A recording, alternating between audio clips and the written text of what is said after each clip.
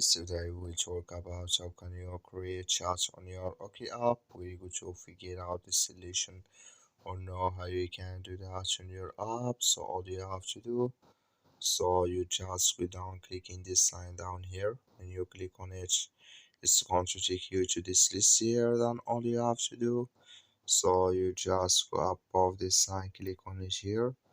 So then it's going to show for you a list like this. Then you click here on create chat, then it's going to take you to this list. So I have no friends here. Can you select friends? So then you just click and create a chat for yourself if you want. So then here can you enter your chat name. Then here you can write your first chat message here. Then you click on create chat, and here if you have friends, can you create with them here chats here. That's all you have to do. Thank you for watching. Don't forget to support us by liking, subscribe.